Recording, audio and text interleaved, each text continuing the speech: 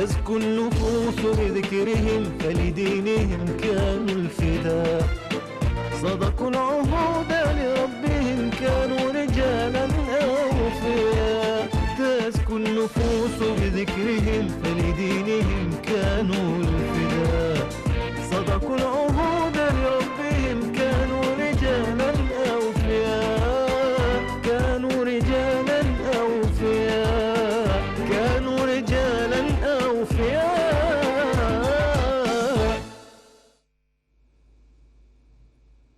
السلام عليكم ورحمة الله وبركاته، أهلا ومرحبا بحضراتكم على مدار الساعة إن شاء الله نقضيها مع رجال صدقوا. احنا النهاردة بنتكلم على صحابي جليل من صحابة الرسول صلى الله عليه وسلم. هذا الصحابي يملك من القدرة على الإقناع، ويملك أيضا فصاحة اللسان والحجة الحاضرة وقوة البيان. هذا الصحابي شاعر، وهذا الصحابي محدث عن الرسول صلى الله عليه وسلم، روى عن الرسول صلى الله عليه وسلم 30 حديثا. وهذا الصحابي غزا مع الرسول صلى الله عليه وسلم جميع الغزوات عدا بدر، ولم يعاتبه رسول الله صلى الله عليه وسلم على عدم المشاركة، ولكنه عندما لم يشارك في تبوك فعاتبه الرسول صلى الله عليه وسلم. الحقيقة أن معركة تبوك كان لها يعني ما لم يكن لغيرها من الغزوات.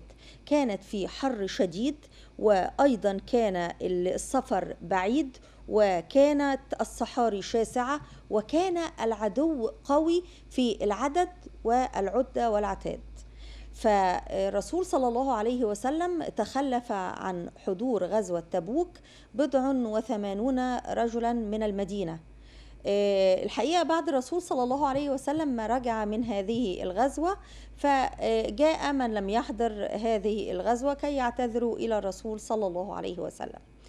اعتذر للرسول صلى الله عليه وسلم ما يقرب من 81 شخص، ولكن الرسول صلى الله عليه وسلم يعني أوكل سرهم أو سرائرهم إلى الله، لأن الرسول صلى الله عليه وسلم لا يعلم ما تخفي الصدور، فلعل بعضهم أعذاره صحيحة ولعل الآخر منافق، فأوكل أمور السرائر إلى المولى سبحانه وتعالى.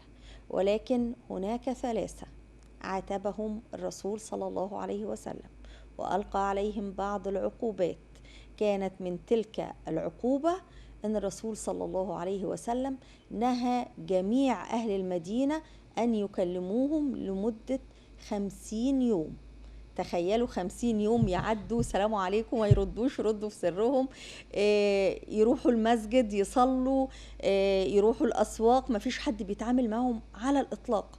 حتى أن الصحابي الجليل اللي نزل فيه قرآن كريم ليس باسمه، ولكن هذا القرآن نزل بالمضمون، كان هو المقصود هو والاثنين الآخرين، فنزل فيهم قرآن، وربنا سبحانه وتعالى يعني أراد أن يتوب عليهم ليتوبوا، ونزلت قرآن كريم في سورة التوبة بيتلى إلى قيام الساعة في شأن هؤلاء ال3 الذين خلفوا عن غزوة تبوك. احنا بنتكلم النهاردة على الصحابي الجليل سيدنا كعب بن مالك، اللي كان شاعر وكان فصيح وكان قوي البيان وكان عنده من الحجة يعني اللي يقنع بيها كل الناس. ولكن وجد أن الصدق منجي، ووجد أنه إذا كذب على رسول الله صلى الله عليه وسلم، والرسول صلى الله عليه وسلم يعني ما هو الرسول صلى الله عليه وسلم قال لنا قبل كده أن ممكن يكون أحدنا ألحن، فالحجة بتاعته تقنع، وممكن يكون على الباطل فهينال سخط الله. سيدنا كعب بن مالك لم يشتري رضا الرسول صلى الله عليه وسلم بسخط الله، ولكن فضل أن يقول الصدق كي يرضى عنه رسول الله وكي يرضى عنه رب العالمين. سيدنا كعب بن مالك نزل فيه قرآن كريم يتلى إلى يوم الدين، وسيدنا كعب بن مالك كان له من يعني الحظ عند رسول الله صلى الله عليه وسلم. علشان كده رسول الله صلى الله عليه وسلم عاتبه وألقى عليه هذه العقوبة إن محدش يكلمه لمدة 50 يوم. لما أتم 40 يوم رسول صلى الله عليه وسلم زود عليه العقوبة إن هو يعتزل زوجته، ولأن الرسول صلى الله عليه وسلم لا يحادثه بعث له برسول رسول الله كي يخبره أنه يعتزل زوجته. ولما امتثل لأمر رسول الله صلى الله عليه وسلم ولأمر رسول الله فكان الفرج من عند الله ووجد من يبشره. والحقيقة كان الصوت أقوى وأعلى من إن هو يشوف مين اللي بيبشره. فقال له: أبشر يا كعب فقد أذن الله لك بالتوبة. فسيدنا كعب ما كان عليه إلا أن ركع ساجدا أو سجد ساجدا لله سبحانه وتعالى شكرا، لأن ربنا سبحان الله تاب عليهم ليتوبوا. احنا النهاردة بنتكلم عن سيدنا كعب بن مالك اللي هنتعلم منه دروس كتيرة جدا هتنفعنا في تربية أبنائنا، هتنفعنا في أخلاقياتنا، هتنفعنا في الدنيا والآخرة إن شاء الله. وبيسعدنا أن يكون معنا دكتور حاتم الصاوي من علماء الأزهر الشريف. أهلا بحضرتك معنا يا دكتور حاتم.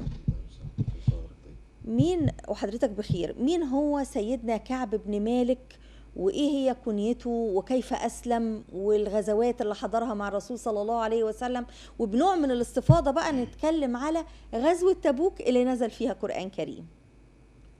الحمد لله رب العالمين، وأشهد أن لا إله إلا الله وحده لا شريك له، وأشهد أن محمدا عبده ورسوله. اللهم صل وسلم وزد وبارك عليه وعلى آله وأحبابه وأصحابه وأتباعه صلى الله عليه وسلم وعلى كل من اهتدى بهديه واستنى بسنته وقتفى أثره إلى يوم الدين. ثم أما بعد، سيدنا كعب بن مالك رضي الله عنه وأرضاه هو كعب أو عمرو ابن القين الخزرجي الأنصري، وكان يلقب أيضا العقبي الأحدي لأنه شهد بيعة العقبة مع النبي صلى الله عليه وآله وسلم. نعم. وكان يفتخر بذلك. نعم. يقول رضي الله عنه: وشهدت العقبة مع رسول الله صلى الله عليه وآله وسلم وإن كانت بدر في الناس أذكر. نعم. يعني غزوة بدر مشهورة عند الناس طبعا. لكنه شهد بيعة العقبة مع النبي عليه الصلاة والسلام. صلى الله عليه وسلم. كعب بن مالك رضي الله عنه وأرضاه روى كما تفضلت حضرتك فضلكم الله 30 حديثا عن النبي صلى الله عليه وآله وسلم. انفرد الإمام البخاري بحديث والإمام مسلم بحديثين، وبقية أحاديثه موجودة في كتب السنن. نعم. وكان كعب بن مالك كما تفضلت أيضا فصيح، أوتي الفصاحة والبيان، شاعر، وقد كان من شعراء النبي عليه الصلاة والسلام ومن شعراء الإسلام. نعم. كحسان بن ثابت وعبد الله بن رواحة وغيرهم الكثير اللي هم كانوا بمثابة الآلة الإعلامية للنبي عليه الصلاة والسلام والإسلام في هذا الوقت. يعني كان النبي عليه الصلاة والسلام يستخدم سيدنا كعب بن مالك، حسان بن ثابت، وهؤلاء جميعا كيزودوا ويدافعوا عن الإسلام في هذا الوقت. سيدنا كعب بن مالك رضي الله عنه وأرضاه يحدث عن نفسه بهذا الحديث الذي تفضلت حضرتك بملخص له، اللي هو حديث مشهور جدا: وعلى الثلاثة الذين خلفوا حتى إذا ضاقت عليهم الأرض بما رحبت وضاقت عليهم أنفسهم وظنوا أن لا ملجأ من الله إلا إليه ثم تاب عليهم ليتوبوا إن الله هو التواب الرحيم. هذا الحديث موجود في صحيح الإمام البخاري وموجود في صحيح الإمام مسلم، وله عدة روايات مختلفة. لكن ملخص هذا الحديث أن عبد الله بن كعب بن مالك يحدث عن أبيه، وكان قائد كعب في الجاهلية، لأن سيدنا كعب بن مالك فقد بصره في آخر حياته ومات في خلافة معاوية بن أبي سفيان، وكان تقريبا عنده 77 سنة. فابنه يحدث عن سيدنا كعب بن مالك أن النبي صلى الله عليه وآله وسلم في العام 9 من الهجرة أمر بتجهيز ما يسمى بجيش العسرة. وسمي بجيش العسرة لماذا؟ لأن التوقيت كان صعب جدا، المسافة حر مسافة شديد طويلة. وقيظ شديد، صحراء وكل من شاسعة. ذهب إلى هذه البلاد يعلم طبيعة الجو هناك. نعم. السفر كان بعيد جدا، لأن النبي عليه الصلاة صلى والسلام الله عليه وسلم. سيسافر إلى بلاد الشام. ولذلك من يا المدينة أستاذة، للأردن. نعم، ولذلك يا أستاذة نهاد كان النبي عليه الصلاة صلى والسلام الله عليه وسلم. كان إذا أراد الغزو أو إذا أراد أن يغزو وارى بغيرها. يعني إيه وارى؟ المواراة أن يذكر لفظ يحتمل معنيين. نعم. يعني يقول مثلا أنا هروح المكان الفلاني لكنه يتجه إلى مكان آخر، لأن الحرب خدعة، طبعا. والنبي عليه الصلاة والسلام صلى لا الله يريد عليه أن وسلم. يكشف هذه الأسرار. نعم. لكن في هذه الغزوة بالذات اللي هي في غزوة تبوك اللي النبي عليه الصلاة والسلام صلى أعد الله فيها عليه ما وسلم. يسمى بجيش العسرة، العسرة. صرح لهم النبي عليه الصلاة والسلام، قال لهم احنا صلى رايحين الله عليه المكان وسلم. الفلاني. لماذا؟ ليستعدوا لهذا السفر الطويل. نعم. وبالفعل بدأ الناس يستعدوا، وسيدنا كعب بن مالك كبقية أصحاب النبي عليه الصلاة والسلام الله بدأ عليه يستعد لهذه الغزوة. نعم. اشترى سلاح واشترى فرس وأعد نفسه. نعم. لكن خروج النبي عليه الصلاة والسلام في هذه صلى الله الغزوة عليه في وسلم. غزوة تبوك في العام 9 من الهجرة كان في شدة الحر وفي شدة الصيف أيضا قد طابت الثمار والظلال. يعني زي ما تقول حضرتك بقى إيه، خلاص في آخر السنة والناس بقى هتجمع المحصول بتاعها ويطمئنوا على أموالهم. فكان سيدنا كعب بن مالك يذهب إلى بستانه، البستان اللي هو أرض حديقة لها سور، نعم. يعني محددة بسور، فكان يذهب إلى ثماره فيقول غدا ألحق برسول الله عليه الصلاة والسلام. وهذا هو التسويف. هلك المسوفون. نعم، وده مدخل من مداخل الشيطان الشيطان. دايما لأي إنسان. نعم. يقول والله غدا سأتوب. أنت مستعجل ليه؟ أنت لسه شباب. وخاصة كمان احنا شايفين البنات الصغيرين لما يجوا مثلا أهلهم يطالبوهم بالحجاب، تقول لك إيه، طب خليني على الشتاء، نعم. طب خليني مع بداية الدراسة، بعد الزواج. طب خليني مش عارف إيه. نعم. يخلص الكلام ده يعني يسوفوا مع إن يعني الأجال غير معلومة. نعم. يعني فإذا ربنا من على الإنسان بفضل من هذه الأفضال الكثيرة على العباد، فلا بد لنا من المبادرة. نعم. وليس التسويف. نعم. ما الإنسان يفضل يقول إيه، سوف أفعل، سوف أتوب، إلى أن يلقى الله عز وجل، يجد نفسه بين عسكر الموت، فإلى أين يذهب؟ فالمفروض أن يبادر الإنسان بالتوبة إلى الله سبحانه وتعالى من الآن ويتخذ قرار. سيدنا كعب بن مالك دخل له الشيطان بهذا المدخل، وإن كان من أصحاب النبي عليه الصلاة والسلام، لكن العصمة قد ماتت بموت المعصوم محمد عليه الصلاة والسلام. وكل الناس بعد رسول الله يخطئون ويصيبون. وده درس كبير جدا، علشان ما نقولش يا أخي ده صحابي، ده الشيخ فلان، ده الدكتور فلان، ده كذا. أي إنسان في الدنيا يخطئ، إنسان بشر، لأنه إنسان بشر. نعم بشر. فسيدنا كعب كان يسوف غدا ألحق برسول الله. بقى يقول له خليك لبكرة، أنت مستعجل ليه؟ أنت هتلحق، ما أنت عندك فرس كويس ولسه شاريه. الجيش بقى يوم ورا يوم بقى. الجيش هيمشي أو سيسير ببطء، وأنت لوحدك وعندك قوة وتستطيع أن تلحق برسول الله عليه الصلاة والسلام. يقول كعب بن مالك رضي الله عنه إلى أن تفارط الغزو، يعني خلاص انتهى الأمر، ما عادش يقدر يلحق بالنبي عليه الصلاة والسلام ولا بأصحابه. وليس مع رسول الله ديوان حافظ. يعني إيه يا أستاذة؟ ديوان حافظ اللي هو سجل، بحيث ان النبي عليه الصلاة والسلام يقدر يشوف مين اللي جه ومين اللي ما جاش. طيب عدد الجيش في هذه الغزوة كان كام؟ في بعض الآراء بتقول 10,000، وفي رواية تانية بتقول 30,000. وجمع بعض كتاب الحديث بين الروايات وقالوا 10,000 فارس، أما عدد الجيش بالكلية فكان الجيش ما يربو عن 30,000، يعني 30,000 مع النبي عليه الصلاة والسلام. فبالتالي النبي عليه الصلاة والسلام ما يقدرش يعرف ان فلان جه او فلان ما جاش، وليس هناك عند رسول الله عليه الصلاة والسلام توثيق او سجلات لهذا الامر. بس سيدنا رسول الله صلى الله عليه وسلم سأل على سيدنا كعب، قال ما فعل كعب. نعم. وده بقى يدينا مؤشر ان النبي عليه الصلاة والسلام ما بيسألش عن اي حد طبعا. رغم ان تخلف عن رسول الله في هذه الغدوة 80 رجل، والبضع ما بين 3 إلى 9، يعني نعم. تقريبا 83 او 89 واحد تخلفوا عن النبي عليه الصلاة والسلام. لكن النبي سأل عن واحد بس، اللي هو مين؟ سيدنا كعب بن مالك رضي الله عنه. بينما هم يسيرون وهم بيستريحوا كده في مكان ما في وسط الطريق، سأل النبي عليه الصلاة والسلام أين كعب بن مالك؟ فين كعب يا جماعة؟ كعب ما جاش ليه؟ أنا مش شايفه. ليه؟ لأن النبي عليه الصلاة والسلام تعود أن صلى يراه. الله عليه وسلم. وإحنا قلنا في بداية الحديث غزا معه جميع الغزوات إنه لم إلا يتخلف بدرا عن النبي عليه وتبوك. الصلاة والسلام إلا في بدر، مم. ولذلك النبي كان متعود إن هو يشوفه. مم. فالنبي قال: يا جماعة فين كعب بن مالك؟ فقال رجل من بني سلمة، وخدي بال حضرتك، بني سلمة دول اللي هم قبيلة كعب بن مالك، مم. اللي بينتمي إليها كعب بن مالك. نعم. ولذلك يؤتى الرجل من مأمنه، مم. يؤتى الرجل من مأمنه، يعني ممكن أنا أدي الأمان لحد فيجيني المشكلة من الحد ده. وهو فعلا يعني فالراجل ده لما النبي سأل عليه الصلاة والسلام قال: يا صلى الله رسول عليه الله وسلم. شغله برداه ونظره في عطفيه. يعني إيه؟ يعني عاوز يقول للنبي هو الراجل ده بتاع حرب ولا الراجل ده بتاع جهاد؟ يعني الراجل سبحان ده الله غزوة واحدة لم يشارك فيها، غزوة واحدة نفت بس عنه دايما. كل نعم. اللي شارك فيه. نعم. لكن يعني ينظر إلى السلبيات وفقط. نعم.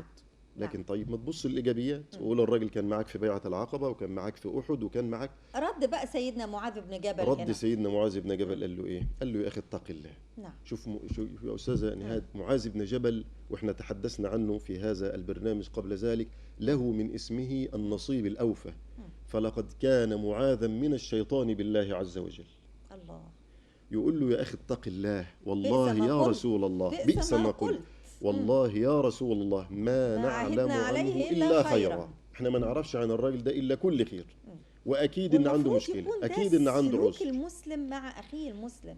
نعم. لا يذكر عنه إلا كل خير. الزود عن عرض أخيك. نعم. الزود عن عرض أخيك، مش عشان هو غايب يبقى ننال منه، لا خلاص، نعتبر إن هو موجود، ننظر إلى إيجابياته.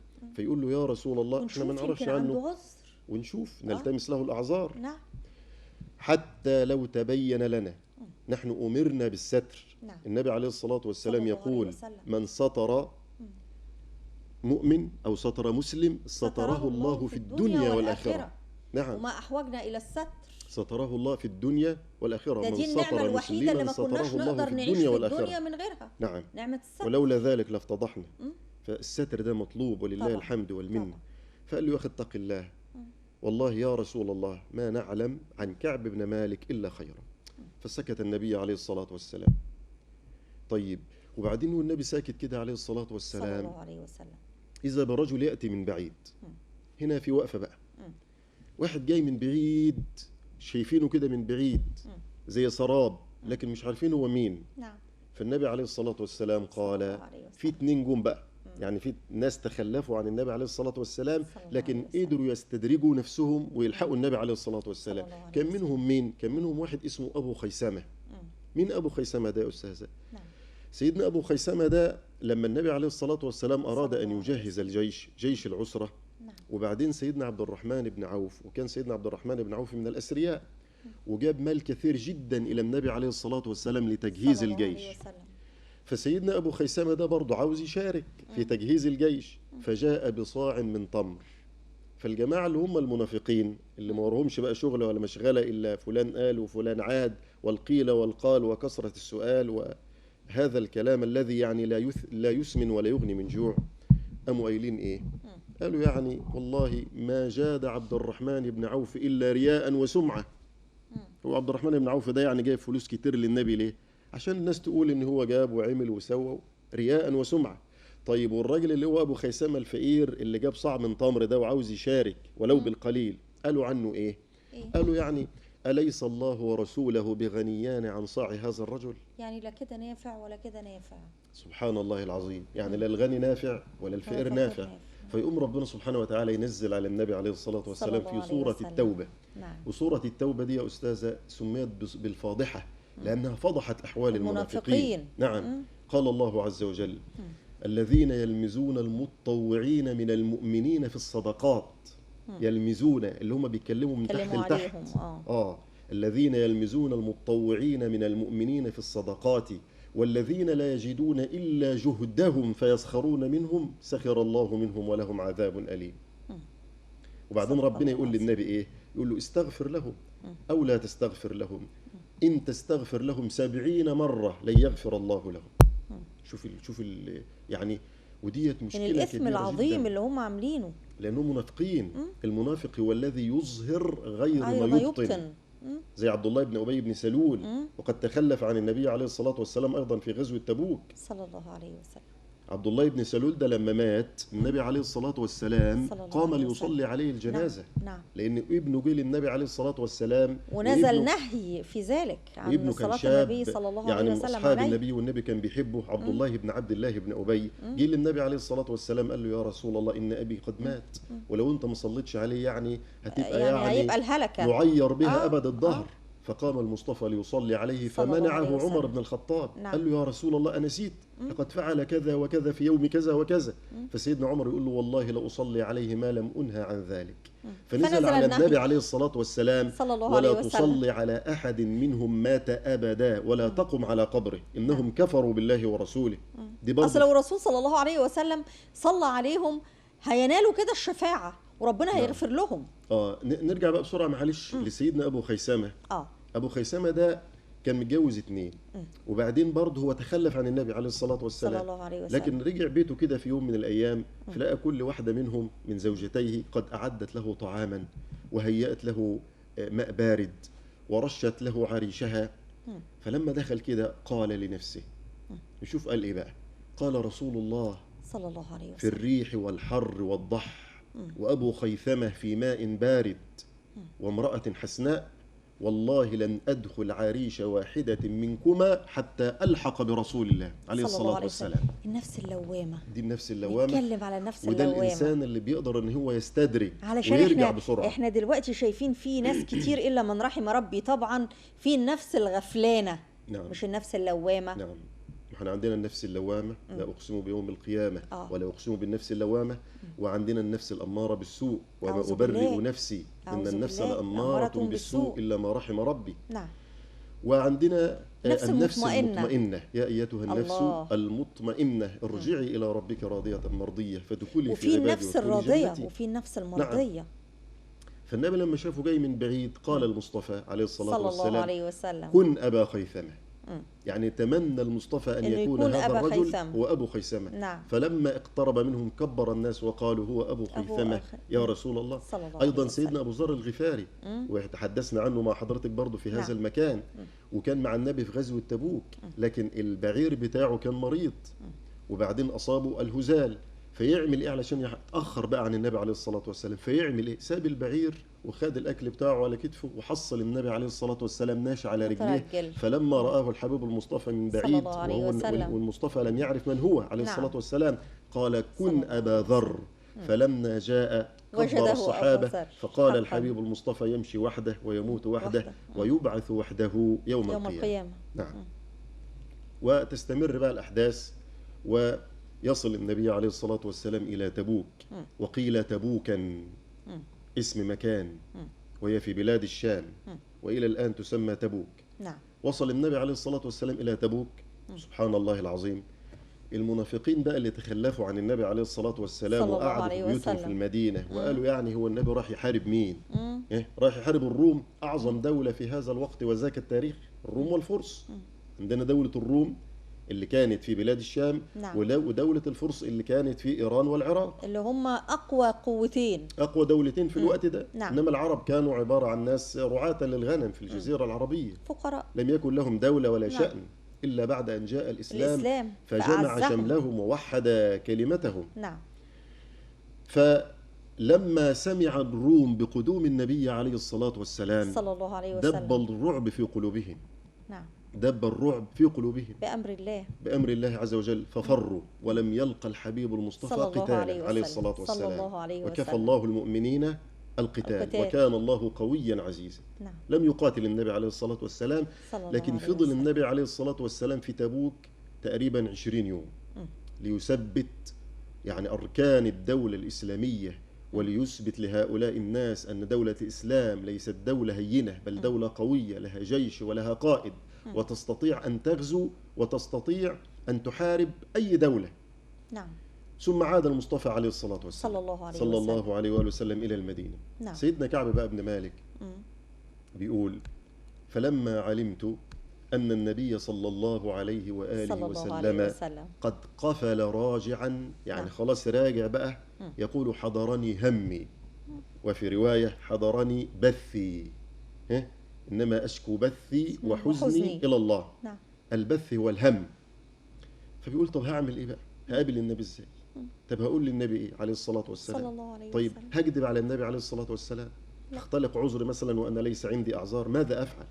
يقول فاستعنت على ذلك بكل ذي رأي من أهلي. يعني راح بقى للناس قرايبه والناس أهله يستشيرهم، الناس بقى اللي لهم رأي ومشورة ياخد رأيهم في هذا الأمر. فكانوا يقولوا له إيه بقى يا أستاذة؟ يقولوا له يا كعب أنت لك سابق أو سوابق مع النبي عليه الصلاة والسلام في صلى الله الإسلام، عليه وسلم.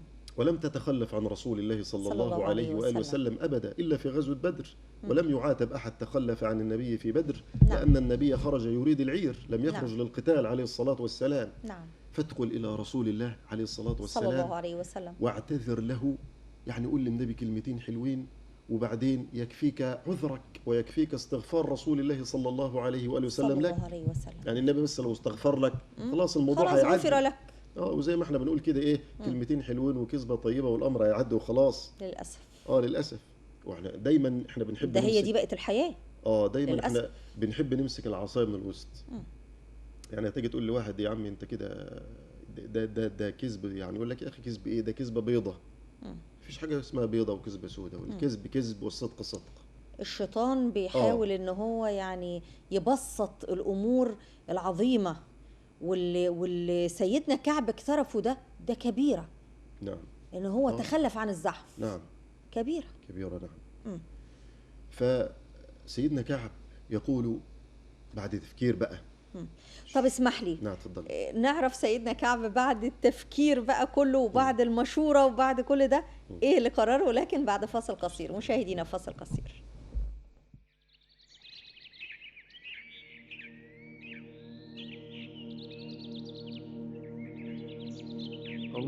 اللهم إني عبدك ابن عبدك ابن أمتك ناصيتي بيدك ماض في حكمك عدل في قضاؤك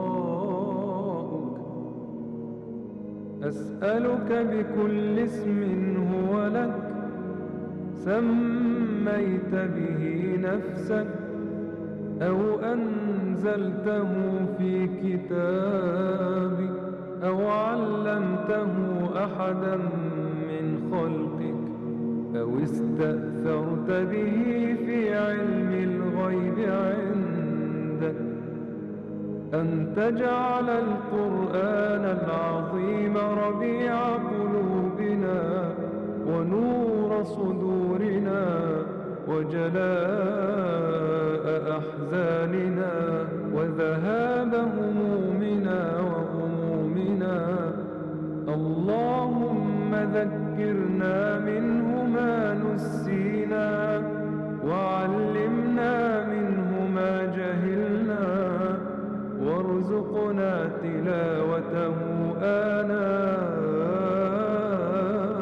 الليل وأطراف النهار على الوجه الذي يرضيك عنا.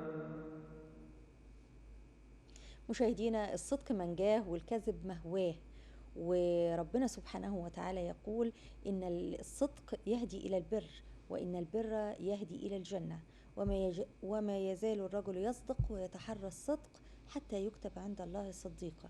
وما أحوجنا إلى الصدق في حياتنا.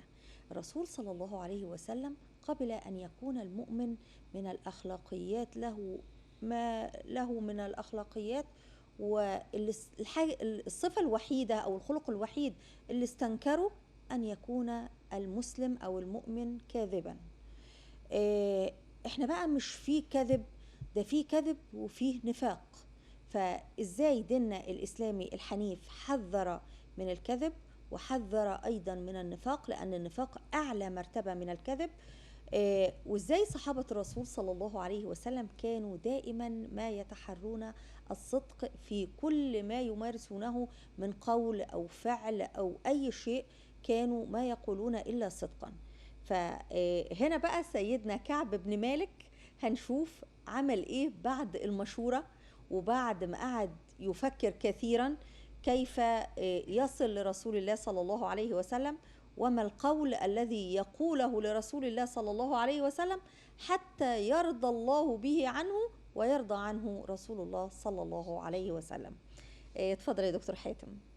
سيدنا كعب قال فأجمعت صدقه، يعني خلاص خد قرار انه يكون الصدق. صادق مع النبي عليه الصلاة والسلام. نعم. وبعدين قال للناس اللي هم قالوا له ادخل واعتذر زي المنافقين، قال لهم ايه؟ قال لهم اتخلف عن رسول الله صلى الله عليه وآله وسلم ثم اكذب عليه؟ يعني احط مصيبة على مصيبة؟ طب خلاص خليني بقى في اللي انا عملته، ولن ينجيني الا الصدق. نعم. لماذا؟ لأن الله جل وعلا يقول حتى بعد وعلى الثلاثة الذين خلفوا، الآية اللي بعدها على طول يا نعم. أيها الذين آمنوا اتقوا الله وكونوا مع الصادقين. واذكر في الكتاب إبراهيم إنه كان صديقا نبيا، واذكر في الكتاب إسماعيل إنه كان صادق الوعد وكان رسولا نبيا. نعم. واذكر في الكتاب إدريس إنه كان صديقا نبيا ورفعناه مكانا عليا. نعم. وزي ما حضرتك تفضلتي في الحديث الشريف إن الصدق يهدي إلى البر، وإن البر يهدي إلى يعني التقوى، زي ما النبي قال عليه الصلاة والسلام وما يزال الرجل يصدق ويتحرى الصدق حتى يكتب عند الله صديقا، أما الكذب فهو يهدي إلى الفجور، والفجور يهدي إلى النار، وما يزال الرجل يكذب ويتحرى الكذب حتى يكتب عند الله كذابا. ولذلك سيدنا كعب رضي الله عنه أجمع أن على في نفسه، يعني عقد النية أن يصدق النبي عليه الصلاة والسلام. فلما عاد المصطفى عليه الصلاة والسلام إلى المدينة كان من عادة النبي عليه الصلاة والسلام إذا عاد من سفر أو من غزو يذهب إلى المسجد، بدأ بالمسجد. نعم. فيصلي ركعتين. وفي رواية ثم يسني بفاطمة، يعني بعد المسجد يذهب إلى فاطمة الزهراء رضي الله عنها وأرضاها، وصلى الله وسلم على أبيها، ثم يذهب إلى بيوت أزواجه. نعم. فلما دخل المصطفى المسجد وصلى ركعتين عليه الصلاة والسلام دخل عليه المنافقون. وربنا سبحانه وتعالى يا أستاذة حذر من النفاق في سورة كاملة في القرآن الكريم سماها سورة المنافقون. نعم. إذا جاءك المنافقون قالوا نشهد إنك لرسول الله والله يشهد إنك لرسوله والله يعلم إن المنافقين لكاذبون اتخذوا أيمانهم جنة فصدوا عن سبيل الله إنهم ساء ما كانوا يعملون. دخلوا بقى يعتذروا للنبي عليه الصلاة والسلام الجماعة المنافقين، اللي يقول له والله أنا كنت مريض، واللي يقول له والله أنا كان عندي كذا، واللي يقول له مش عارف إيه. فأوكل الرسول سرائرهم إلى عالم السر لماذا؟ لماذا؟ لأن النبي عليه الصلاة والسلام كان يقول إيه؟ لنا الظاهر والله يتولى السرائر. نعم. وكان يقول لسيدنا خالد بن الوليد ما أمرت أن أنقب عن قلوب الناس ولا أن أشق عن صدورهم، علشان ما حدش يقول إيه أنت ما تعرفوش، ده أنا اللي عارفه، إحنا لنا الظاهر وفقط. مظبوط. زي ما النبي قال عليه الصلاة والسلام. نعم. والنبي عليه الصلاة والسلام يبتسم ويستغفر لهم ثم خرجوا. وبعدين بقى جه سيدنا كعب بن مالك. شفت بقى حضرتك الواحد اللي بيكون عامل عاملة بقى، يعني يدخل كده إيه، يعني يقدم رجل، مش أي عملة، مش أي حد بقى، يقدم رجل صحابي، يقدم رجلا ويؤخر الأخرى، يعني يدخل كده من باب المسجد ويرجع. فلما رآه النبي عليه الصلاة والسلام قال تعالى يا كعب بن مالك، تعالى يا كعب بن مالك. يقول فدخلت على رسول الله صلى الله عليه وآله وسلم وسلمت عليه وجلست بين يديه عليه الصلاة والسلام. يقول فتبسم تبسم المغضب، لما يكون حد بيحبك قوي وزعلان منك فيقوم يبتسم ابتسامة كده ايه بس فيها زعل وفيها عتاب. وبعدين في رواية ثم أعرض عني، يعني ضير وشه عليه الصلاة والسلام. فقال كعب بن مالك يا رسول الله لما تعرض عني؟ والله ما غيرت ولا بدلت ولا نافقت. فسأله النبي عليه الصلاة والسلام سؤال مباشر، قال له ما خلفك عنا؟ النبي نفسه يسمع عذر، نفسه يقول له حاجة. فيقوم سيدنا كعب يقول ايه بقى، ده بيت القصيد بقى، يقول له والله يا رسول الله لو جلست عند غيرك من أهل الدنيا، يعني لو أنا قاعد قدام أي حد تاني كلام تاني لرأيت أني سأخرج من سخطه بالكذب، لقد أعطيت جدلا، يعني أنت عارف أنا شاعر وفصيح وأقدر ألف وأقدر أدور وأعرف أعمل كل حاجة وأقدر أقنعك وكل حاجة، ولقد أعطيت جدلا. الله صلى الله عليه وسلم. شوف يقول إيه بقى سيدنا كعب، ولكني أعلم أني أجلس بين يديك وأنت رسول الله صلى الله عليه وسلم. في وحي واتصال بين النبي على طول وبين ربنا سبحانه وتعالى. ربنا سبحانه وتعالى هينزل عليه الوحي يعرفه. تمام. فلئن حدثتك اليوم حديث كذب، يعني أقول لك كلمتين حلوين بس عشان أبسطك. هيرضيك. نعم. ليوشكن الله أن يسخطك عليه. ما هو يا أستاذ نهاد، من أرضى الناس بسخط الله سخط الله عليه وأسخط عليه الناس. نعم. ومن أسخط الناس برضا الله سبحانه وتعالى رضي الله عنه وأرضى عنه الناس. فسيدنا كعب قال للنبي كده، قال له يعني أنا ما يهمنيش حد إلا ربنا سبحانه وتعالى، حتى ولو كان النبي نفسه عليه الصلاة والسلام صلى الله عليه وسلم. قال له لئن حدثتك اليوم حديث كذب لترضى به عني ليوشكن الله أن يسخطك علي، ولئن حدثتك اليوم حديث صدق تجد علي فيه. يعني هتزعل مني، هتغضب مني لما هقول لك هذا الكلام، ولكني أرجو عقب ربي عز وجل.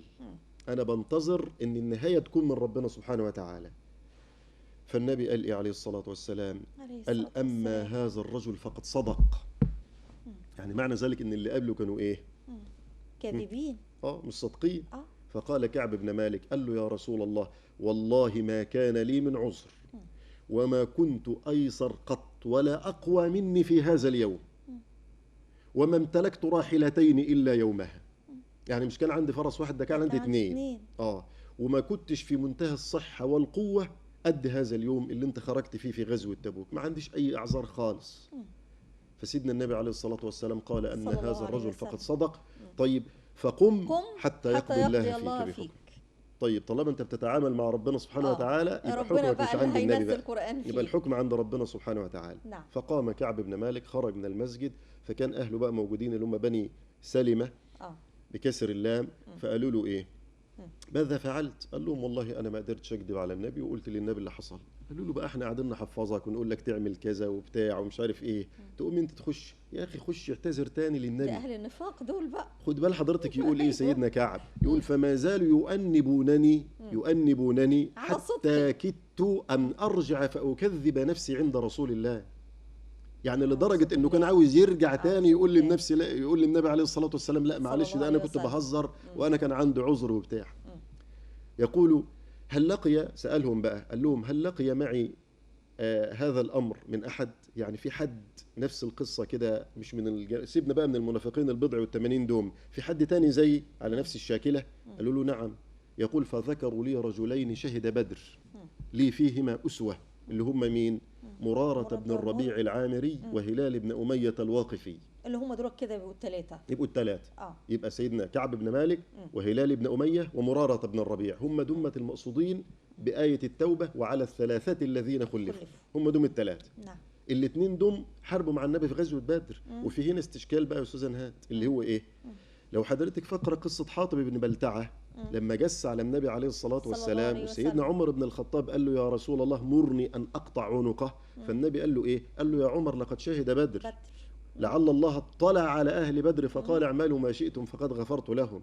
طب ما الاثنين دول شهدوا بدر، طب ليه النبي ما قالش كده عليه الصلاة والسلام؟ صلى الله عليه وسلم. لأن النبي عليه الصلاة والسلام قابل عذر حاطب بن بلتعة، لأن حاطب قال للنبي يا رسول الله ده أنا ماليش حد في قريش وأنا حبيت بس إن أنا أبعت لهم وأعرفهم عشان يعني إيه يعملوها جميلة ليا وبتاع. فالنبي قبل عذره. لكن الاثنين دول ما كانش لهم أعذار، ما اعتذروش للنبي عليه الصلاة والسلام صلى الله عليه وسلم. فسيدنا أبي بن كعب أو كعب بن مالك ثبت على هذا الأمر ولم يرجع إلى النبي عليه الصلاة والسلام، بل انصرف إلى بيته. وبعدين كان إيه بقى عقوبة النبي صلى الله عليه وسلم لهؤلاء الثلاثة؟ شوف العقوبة بقى حضرتك. العقوبة ما النبي ما جابهمش هم الثلاثة وحطهم في سجن عليه الصلاة والسلام، ما حطهمش في السجن، لا ده النبي عليه الصلاة والسلام سجن المجتمع كله إن هو يكلمهم، أو سجنهم وهم بيمشوا في الشارع عادي. إزاي؟ يروحوا المسجد عادي. العقوبة إن محدش يكلمهم، لا رجال ولا نساء ولا صغار ولا كبار ولا أي حد، محدش يكلم الثلاثة دوم، ولا حد يبيع لهم ولا حد يشتري لهم ولا حد يقعد معاهم. ولذلك بعض الفقهاء خدوا من دي حكم جواز اجتناب أهل المعاصي، جواز اجتناب أهل المعاصي. يعني واحد صاحب معصية صح كده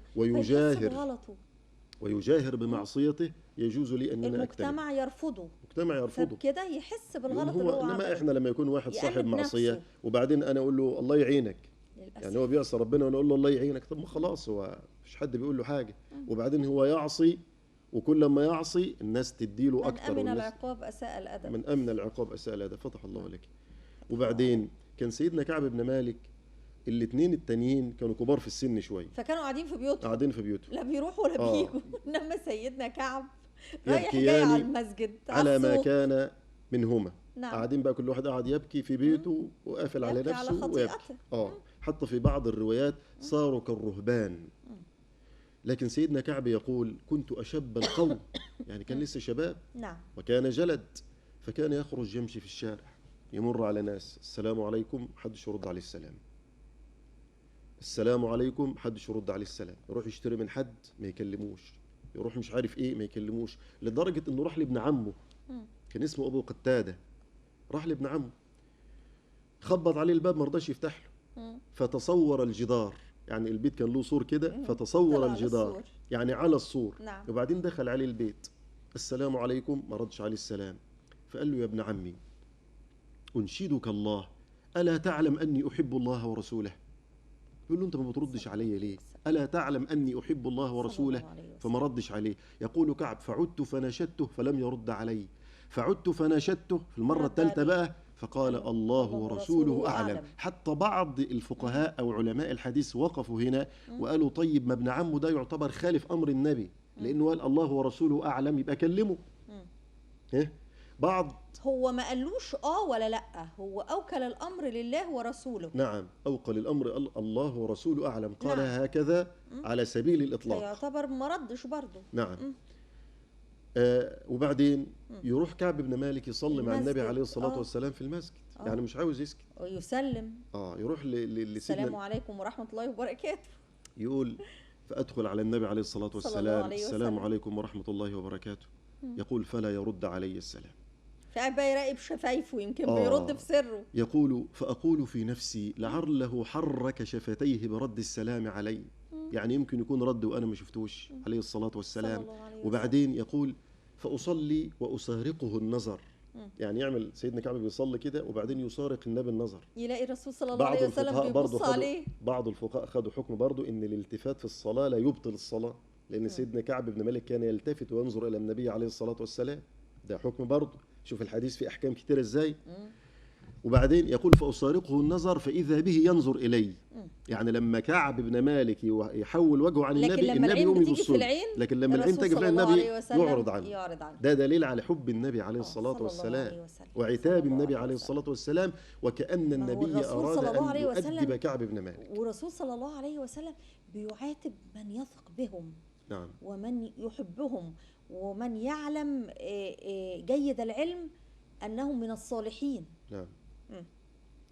ثم تمر الأيام، وزي ما حضرتك تفضلت في بداية اللقاء، المشكلة دي فضلت 50 يوم. 50 يوم بعد 40 يوم إذا برسول من رسول الله صلى الله عليه وسلم يأتي كعب بن مالك ويقول له الرسول صلى الله عليه وسلم يأمرك أن تعتزل امرأتك. النبي بيقول لك خلاص حتى زوجتك تعتزلها. طب أطلقها؟ قال له لا. سيدنا كعب يقول له أطلقها أم ماذا؟ قال له لا تطلقها لكن لا تقربها، تقرب النهر. خلاص روحي عند أبوك. فقال لها طيب الحقي بأهلك، الحقي بأهلك، أنا مش ناقص بقى أعمل معصية تانية أو أخالف أمر النبي عليه الصلاة والسلام صلى الله عليه وسلم. ونفس الراجل اللي جاله راح لهلال بن أمية ومرارة بن الربيع. أما زوجة هلال فذهبت إلى النبي عليه الصلاة والسلام وقالت له يا رسول الله إن هلال بن أمية شيخ ضائع كبير السن، فهل تأذن لي أن أخدمه؟ تقول للنبي عليه الصلاة والسلام بعد إذنك هلال بن أمية ده رجل كبير، ولكن لا يقربها. أذن لها النبي عليه الصلاة والسلام ولكن لا يقربها. نعم. فبعض أهل كعب بن مالك قالوا له طيب ما تروح للنبي عليه الصلاة والسلام وتستأذنه في زوجتك إن هي تبقى وتخدمك.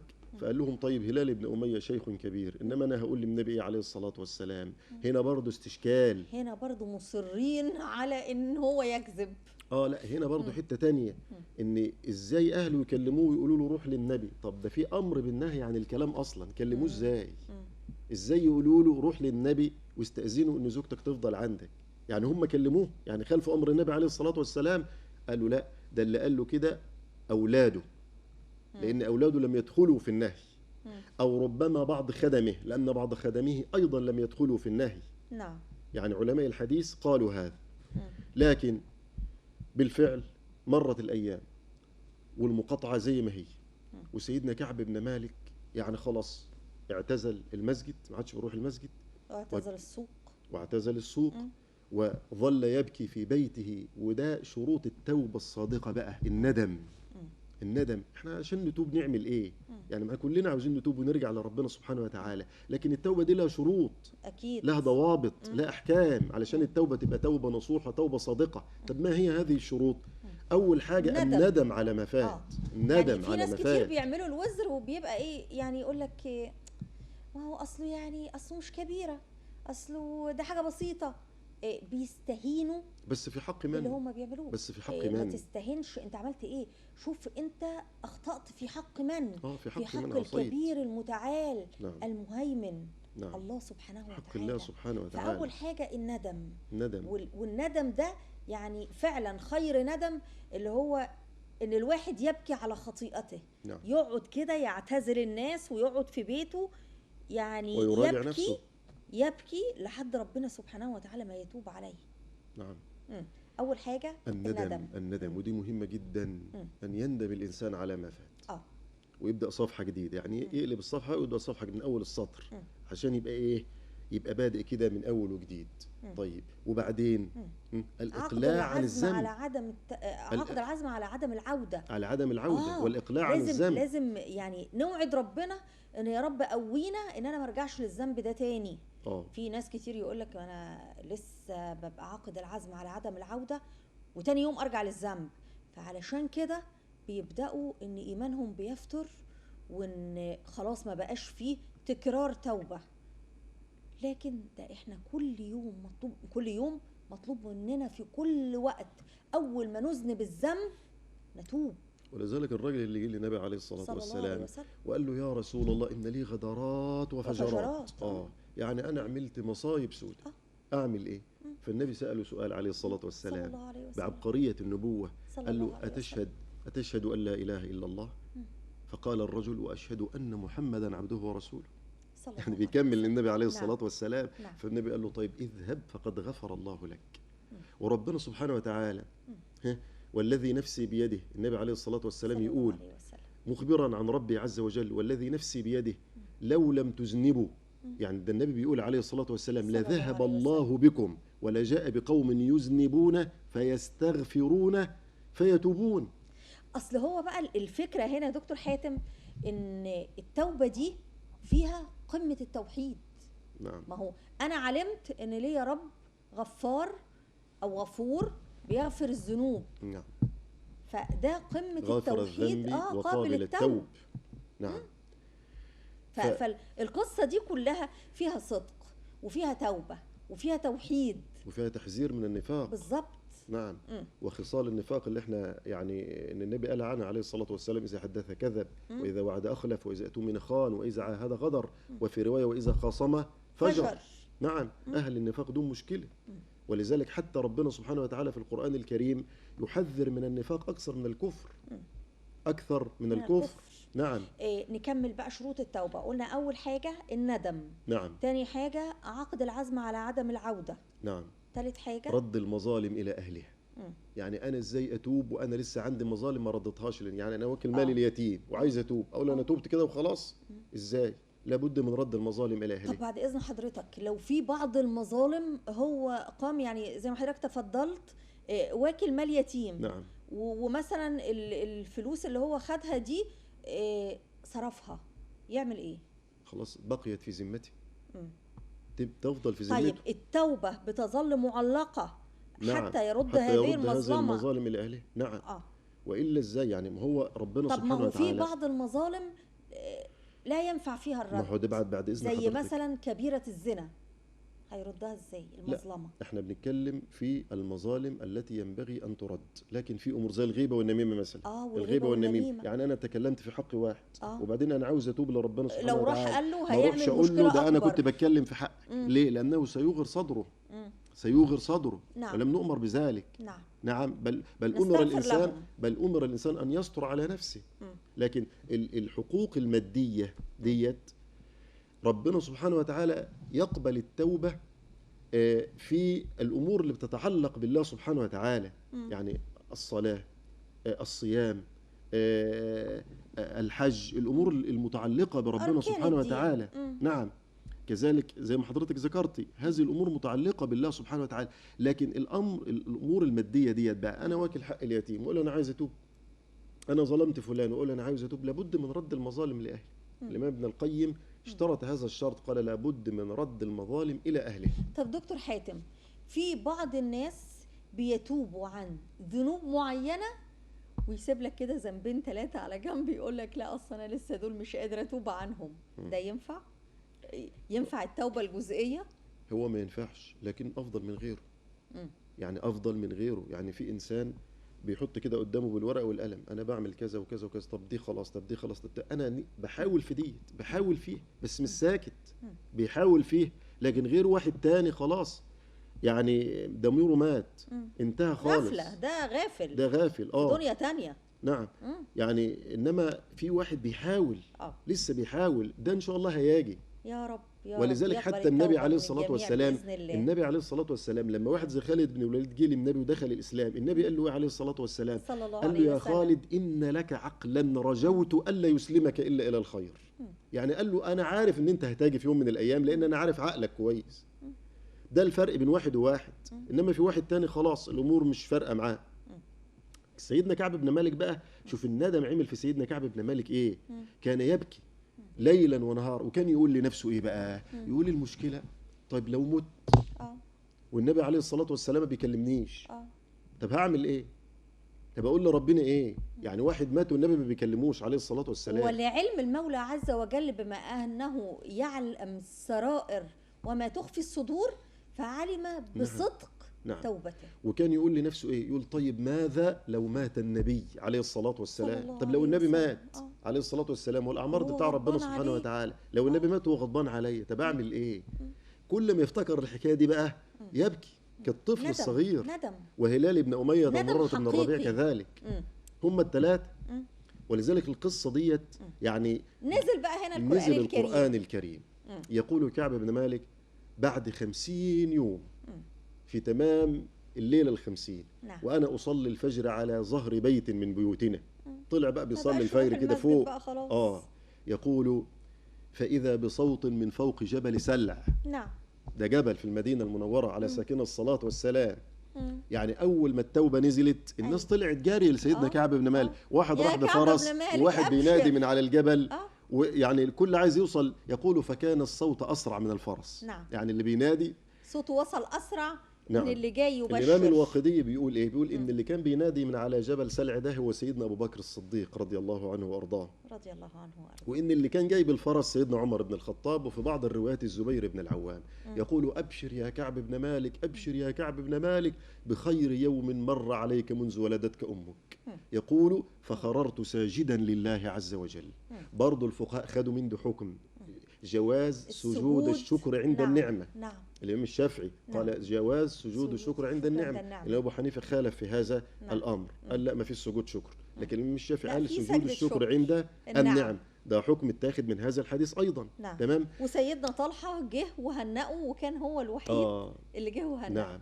ونزل القرآن الكريم. نعم. جه سيدنا أبو بكر الصديق لسيدنا كعب بن مالك، أو أيا كان هذا الرجل الذي نادى على كعب بن مالك، فقال له أبشر تعال للنبي عليه الصلاة والسلام. يقول كعب فعلمت أن الله قد أذن بتوبتنا، وأن رسول الله قد أخبر الناس بعد صلاة الفجر. معلش لو في وقت اتفضل. نزل الوحي على النبي عليه الصلاة والسلام، وكان النبي عليه الصلاة والسلام في بيت أم سلمة رضي الله عنها وأرضاها. وأم سلمة ديت من نفس قبيلة كعب ابن مالك. يقول كعب بن مالك فاستأذنت أنها تخرج تبشر. وكانت أم سلمة تهتم بأمري وتعتني بي. فلما نزل الوحي قالت أفلا أخبره يا رسول الله. فالنبي عليه الكلام ده كان فين؟ قبل الفجر بقى. فالنبي عليه الصلاة والسلام لا استني شوية لما نصلي الفجر، إلا يعني الناس هتقوم وبتاع، هيبقى فيه يعني مشكلة. وبعدين جه الرجل المبشر للنبي لسيدنا كعب بن مالك، يقول في ايه؟ عايز يعمل اي حاجه، فيقول فلم اجد غير ثوبي. يعني الثوب اللي عليه والجلابيه اللي عليه. فقلع الثوب اللي عليه واداهوله ايه؟ هديه. برضه في ده حكم اللي هو جواز ان يعطي الانسان المبشر هديه. تهادوا تحبوا. نعم. وبعدين راح للنبي عليه الصلاة والسلام، صلى الله عليه بدأ وسلم. الناس تهنيه بقى. لكن أول واحد هناه مين؟ سيدنا طلحة ابن عبيد الله. نعم. لماذا طلحة ابن عبيد الله؟ لأن النبي قد آخى بين كعب بن مالك وطلحة بن عبيد الله. فقال ليهنك توبة الله يا كعب. يقول كعب فلم أنساها لطلحة أبدا. جبر الخاطر يا أستاذ، الإنسان يجبر خاطر الإنسان. ربنا يجبر بخاطر حضرتك بقى. ندعو لعلها ساعة استجابة إن شاء الله. نعم. نسأل الله عز وجل أن يتقبل منا. اللهم اجعلنا يا ربنا في هذه الساعة من المقبولين. اللهم اغفر لنا ذنوبنا وإسرافنا في أمرنا وثبت أقدامنا وانصرنا على القوم الكافرين. اللهم إنا يا ربنا ندعوك بأسمائك الحسنى وصفاتك العلى أن تغفر لنا ذنوبنا. اللهم اغفر لنا ذنوبنا وإسرافنا في أمرنا. اللهم انصر الإسلام وأعز المسلمين. اللهم إنا نسألك بأسمائك الحسنى وصفاتك العلى أن تنصر الإسلام والمسلمين في كل زمان ومكان يا رب العالمين. اللهم اجعل مصر أمنا وأمانا وسائر بلاد المسلمين. وصل اللهم وسلم وبارك على سيدنا محمد وعلى آله وصحبه وسلم تسليما كثيرا. صلى الله عليه وسلم.